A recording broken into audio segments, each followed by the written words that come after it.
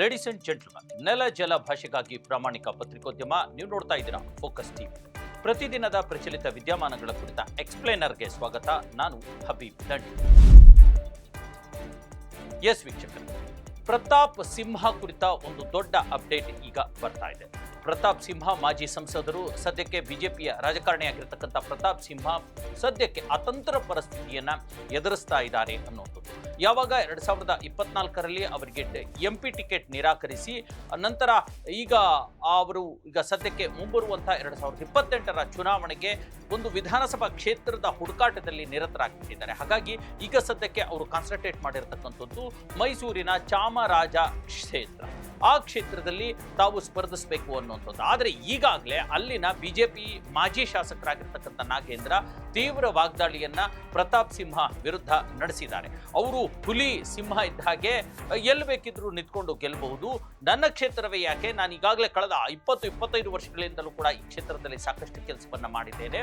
ಪ್ರತಾಪ್ ಸಿಂಹ ಹಿಂದೂ ಹುಲಿ ಬೇರೆ ಅಲ್ವಾ, ಹಾಗಾಗಿ ಇಡೀ ರಾಜ್ಯದಲ್ಲಿ ಎಲ್ಲಿ ನಿಂತು ಬೇಕಾದರೂ ಅವರು ಗೆದ್ದು ತೋರಿಸ್ಲಿ ಅನ್ನುವಂಥ ಒಂದು ಚಾಲೆಂಜ್ ಅನ್ನ ಹಾಕ್ಬಿಟ್ಟಿದ್ದಾರೆ.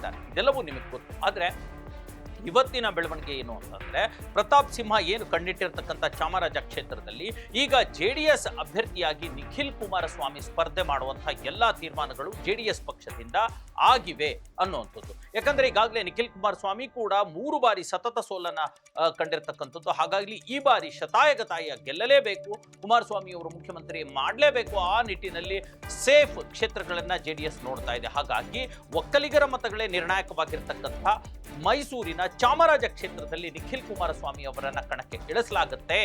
ಹಾಗಾಗಿ ಅವರಿಗೆ ತೀರ್ಮಾನ ಮಾಡಲಾಗಿದೆ ಅನ್ನುವಂಥ ಮಾತುಗಳು ಈಗ JDS ವಲಯದಿಂದ ಕೇಳಿ ಬರ್ತದೆ. ಹಾಗಾದ್ರೆ ಪ್ರತಾಪ್ ಸಿಂಹ ಅವರ ಗತಿ ಏನು? ಬಿಜೆಪಿಯಿಂದ ಏನೋ ನಾಗೇಂದ್ರ ಮಾಜಿ ಶಾಸಕರಿದ್ದಾರೆ, ಈಗಾಗಲೇ ಅವ್ರಿಗೆ ಅಲ್ಲಿ ಒಂದಷ್ಟು ಹಿಡ್ತಾ ಇದೆ, ಒಂದು ರೀತಿ ಕೆಲಸಗಳನ್ನು ಕೂಡ ಅವ್ರು ಮಾಡಿದ್ದಾರೆ. JDS ನಿಂದ ನಿಖಿಲ್ ಕುಮಾರಸ್ವಾಮಿ ಬಂದ್ರೆ ಈಗಾಗಲೇ ಚಾಮರಾಜ ಕ್ಷೇತ್ರ ನಂದೇ ಅಂತ ಹೇಳ್ಕೊಂಡು ತಿರುಗ್ತಾ ಇರತಕ್ಕಂಥ ಪ್ರತಾಪ್ ಸಿಂಹ ಕತೆ ಏನು ಅನ್ನೋದು ನೋಡಿ.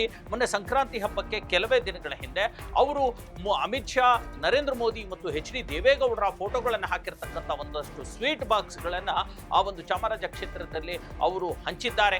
ಒಂದಷ್ಟು ಕ್ಷೇತ್ರದಲ್ಲಿ ಕೆಲಸಗಳನ್ನು ಕೂಡ ಮಾಡ್ತಿದ್ದಾರೆ, ನನಗೆ ಟಿಕೆಟ್ ಸಿಗುತ್ತೆ ಅನ್ನುವಂಥದ್ದು. ಆದರೆ ಇಲ್ಲಿ ಅವರಿಗೆ ಒಂದು ರೀತಿ ಮಗ್ಗಲ ಮುಳ್ಳಾಗಿ ಅಥವಾ ಗಂಟಲ ಮುಳ್ಳಾಗಿ ಪರಿಣಮಿಸಿರ್ತಕ್ಕಂಥದ್ದು JDS ಪಕ್ಷ ಅಂತೇಳಿ ಅವ್ರು ನಿರೀಕ್ಷೆನೆ ಮಾಡಿರಲಿಲ್ಲ. ಈಗಾಗಲೇ ಅಲ್ಲಿ ಮಾಜಿ ಶಾಸಕ ನಾಗೇಂದ್ರ ಇದ್ದಾರೆ, ಬಿಜೆಪಿಯ ಅಭ್ಯರ್ಥಿ ಅನ್ನುವಂಥದ್ದು ಗೊತ್ತಿದ್ದು, ಆದ್ರೂ ಟಿಕೆಟ್ ತೆಗೆದುಕೊಳ್ತೇನೆ, ನಾನೇ ಪಡಿತೇನೆ ಅನ್ನೋ ಒಂದು ಕಾನ್ಫಿಡೆನ್ಸ್ ನಲ್ಲಿ ಅವರು ಚಾಮರಾಜ ಕ್ಷೇತ್ರದಲ್ಲಿ ಕೆಲಸವನ್ನ ಶುರು ಮಾಡಿದ್ರು. ಆದ್ರೆ ಈಗ ನಿಖಿಲ್ ಕುಮಾರಸ್ವಾಮಿ ರೂಪದಲ್ಲಿ ಒಂದು ರೀತಿಯ ಗಂಟಲು ಮುಳ್ಳಾಗಿ ಪ್ರತಾಪ್ ಸಿಂಹ ಅವರಿಗೆ ಎದುರಾಗಿದೆ ನಿಖಿಲ್ ಕುಮಾರಸ್ವಾಮಿ ಅವರು ಅನ್ನುವಂಥದ್ದು.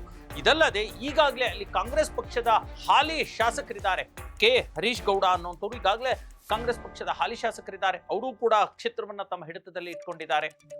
ಈ ಹಂತದಲ್ಲಿ ಒಂದು ರೀತಿಯ ತ್ರಿಕೋನ ವಿರೋಧವನ್ನ ಅವರು ಎದುರಿಸಬೇಕಾಗಿದೆ ಪ್ರತಾಪ್ ಸಿಂಹ. ಹಾಲಿ ಶಾಸಕ ಕಾಂಗ್ರೆಸ್ನ ಹರೀಶ್ ಗೌಡ, ಮಾಜಿ ಶಾಸಕ ನಾಗೇಂದ್ರ ಅವರು ಬಿಜೆಪಿ ಅಭ್ಯರ್ಥಿ, ಜೊತೆಗೆ ಈಗ ನಿಖಿಲ್ ಕುಮಾರಸ್ವಾಮಿ, ಅದು ಹೆಚ್ಚು ಕಡಿಮೆ ಮೈತ್ರಿ ಅಭ್ಯರ್ಥಿ ಆದ್ರೂ ಆಗ್ಬಹುದು, ಯಾಕಂದ್ರೆ JDS ಬಿಜೆಪಿ ಒಟ್ಟಾಗೆ ಇದೆ ಅಲ್ವಾ.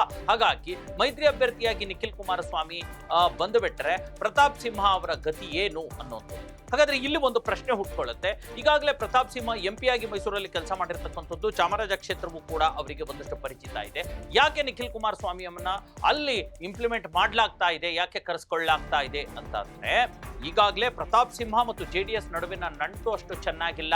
ಮೊದಲ ಬಾರಿ ಪ್ರತಾಪ್ ಸಿಂಹ MP ಆಗಿ ಗೆಲ್ಲಲಿಕ್ಕೆ JDS ಪಕ್ಷದವರು, HD ಕುಮಾರಸ್ವಾಮಿ ಅವರು, ಎಲ್ಲಕ್ಕಿಂತ ಮುಖ್ಯವಾಗಿ HD ದೇವೇಗೌಡರು ಬಹಳ ಸಹಕಾರವನ್ನ ಕೊಟ್ಟಿದ್ರು, ನಮ್ಮದೇ ಒಕ್ಕಲಿಗ ಅಭ್ಯರ್ಥಿ ಅನ್ನುವಂಥದ್ದು. ಆದ್ರೆ ಈಗ ಸದ್ಯಕ್ಕೆ ನೀವು ನೋಡಿ, 2019 ಮತ್ತು 2018 ಮತ್ತು 2023ರ ವಿಧಾನಸಭಾ ಚುನಾವಣೆ ರಾಜ್ಯದಲ್ಲಿ ನಡೀತಲ್ಲ, ಆ ಹಂತದಲ್ಲಿ ಪ್ರತಾಪ್ ಸಿಂಹರವರ ಮಾತುಗಳ ಹೇಗಿತ್ತು ಅನ್ನುವಂಥದ್ದು. ಅವರು ತೀವ್ರವಾಗಿ JDS ಪಕ್ಷವನ್ನ ಟೀಕಿಸ್ತಾ ಇದ್ರು, JDS ನಾಯಕರನ್ನ ಟೀಕಿಸ್ತಾ ಇದ್ರು.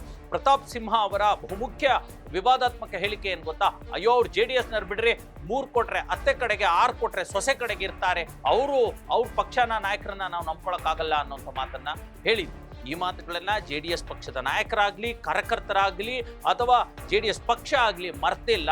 ಹಾಗಾಗಿ ಈಗ ನಿಖಿಲ್ ಕುಮಾರಸ್ವಾಮಿ ಅವರನ್ನ ಚಾಮರಾಜ ಕ್ಷೇತ್ರದಲ್ಲಿ ಅಲ್ಲಿ ಒಂದು ಸ್ಪರ್ಧೆಗೆ ಇಳಿಸ್ತಾ ಇದ್ದಾರೆ ಅನ್ನುವಂಥದ್ದು. ಇದು ಪ್ರತಾಪ್ ಸಿಂಹ ಅವರಿಗೆ ದೊಡ್ಡ ಎಫೆಕ್ಟ್ ಆಗಲಿದೆ.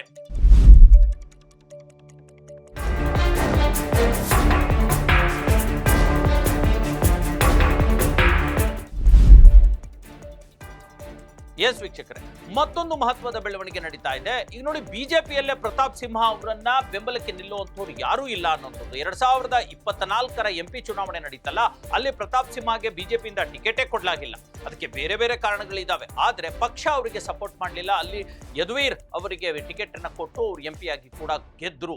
ಈಗ ಒಂದು ರೀತಿಯ ಒಂದು ಅನಾಥ ಪ್ರಜ್ಞೆ ಪ್ರತಾಪ್ ಸಿಂಹ ಅವರಿಗೆ ಕಾಡಿಸ್ತಾ ಇದೆ. ಅದರ ನಂತರವೂ ಕೂಡ ಪ್ರತಾಪ್ ಸಿಂಹ ಒಂದು ಬಿಜೆಪಿಯ ಮುಖ್ಯವಾಹಿನಿಯಲ್ಲಿ ಬೆರೆಯದೆ ಏನು BS ಯಡಿಯೂರಪ್ಪ ಮತ್ತು BY ವಿಜಯೇಂದ್ರ ಅವರ ವಿರೋಧಿ ಗ್ಯಾಂಗಿನ ಜೊತೆ ಗುರುತಿಸಿಕೊಂಡಿದ್ದಾರೆ, ವಿರೋಧಿ ಬಣದ ಜೊತೆ ಗುರುತಿಸಿಕೊಂಡಿರ್ತಕ್ಕಂಥದ್ದು, ವಿಜಯೇಂದ್ರ ವಿರುದ್ಧದ ಹೇಳಿಕೆಗಳನ್ನ ಸಾಕಷ್ಟು ಬಾರಿ ವಿಚಾರಗಳನ್ನ ಪ್ರಸ್ತಾಪ ಮಾಡಿರ್ತಕ್ಕಂಥದ್ದು. ಈಗ ಸ್ವತಃ ರಾಜ್ಯಾಧ್ಯಕ್ಷ ಆಗಿರ್ತಕ್ಕಂಥ BY ವಿಜಯೇಂದ್ರ ಆಗಿರ್ಲಿ, BS ಯಡಿಯೂರಪ್ಪನ ಆಗಿರ್ಲಿ, ಅವರಿಗೆ ಪ್ರತಾಪ್ ಸಿಂಹ ಅವರಿಗೆ ಟಿಕೆಟ್ ಕೊಡ್ಲಿಕ್ಕೆ ಸುತಾರಾಮ್ ಇಷ್ಟಾನೇ ಇಲ್ಲ ಅನ್ನುವಂಥದ್ದು ಪರಿಸ್ಥಿತಿ ಹಿಂಗಿದೆ. ಈ ಕಡೆ JDS ಪಕ್ಷವೂ ಕೂಡ ವಿರೋಧ ಕಟ್ಕೊಂಡು ತಮ್ಮ ಅಭ್ಯರ್ಥಿಯನ್ನು ಇಳಿಸ್ತಾ ಇದೆ. ಅತ್ತ ಕಡೆ ಮಾಜಿ ಬಿಜೆಪಿ ಶಾಸಕ ನಾಗೇಂದ್ರ ಅವರು ಇರತಕ್ಕಂಥದ್ದು, ಹಾಲಿ ಶಾಸಕ ಕಾಂಗ್ರೆಸ್ ಪಕ್ಷದ ಹರೀಶ್ ಗೌಡರು ಅಲ್ಲ ಅಸ್ತಿತ್ವದಲ್ಲಿರ್ತಕ್ಕಂಥದ್ದು. ಈ ಕಡೆ ಬಿಜೆಪಿ ಬಂಡಾಯ ಅಭ್ಯರ್ಥಿಗಳ ಜೊತೆ ಇವ್ರು ನಿಂತ್ಕೊಂಡಿರ್ತಕ್ಕಂಥದ್ದು. BY ವಿಜಯೇಂದ್ರ ಮತ್ತು BS ಯಡಿಯೂರಪ್ಪನವರ ಒಲವು ಕೂಡ ಅಥವಾ ಸ್ಪಷ್ಟ ನಿರಾಕರಣೆ ಪ್ರತಾಪ್ ಸಿಂಹ ಕಡೆ ಇರತಕ್ಕಂಥದ್ದು. ಇವೆಲ್ಲವೂ ಸೇರಿಬಿಟ್ಟು ಸದ್ಯಕ್ಕೆ ಪ್ರತಾಪ್ ಸಿಂಹ ಅವರ ರಾಜಕೀಯ ಭವಿಷ್ಯ ಮತ್ತು ಕ್ಷೇತ್ರದ ಹುಡುಕಾಟ ದೊಡ್ಡ ಪ್ರಶ್ನಾರ್ಥಕ ಚಿಹ್ನೆಯಾಗಿ ಮಾರ್ಪಟ್ಟಿದೆ. ಎಸ್ ವೀಕ್ಷಕರೇ, ಇದಾಗಿತ್ತು ಇವತ್ತಿನ ಎಕ್ಸ್ಪ್ಲೇನರ್. ಪ್ರತಾಪ್ ಸಿಂಹರವರ ನಡೆ ಮತ್ತು ಅವರ ಕ್ಷೇತ್ರ ಹುಡುಕಾಟ ಮತ್ತು ರಾಜಕೀಯ ಭವಿಷ್ಯದ ಒಳಸುಳಿಗಳು ಮತ್ತು ಒಳಮರ್ಮಗಳನ್ನ ನಿಮ್ಮ ಮುಂದೆ ಬಿಚ್ಚಿಟ್ಟಿದ್ದೀನಿ. ಮುಂದಿನ ಮತ್ತೊಂದು ವಿಚಾರದೊಂದಿಗೆ ನಿಮ್ಮ ಎದುರು ಬರ್ತೀನಿ. ಅಲ್ಲಿವರೆಗೂ ನೋಡ್ತಾ ಇರಿ ನೆಲ ಜಲ ಭಾಷೆಗಾಗಿ ಪ್ರಾಮಾಣಿಕ ಪತ್ರಿಕೋದ್ಯಮ, ನಿಮ್ಮ ಫೋಕಸ್ ಟಿವಿ.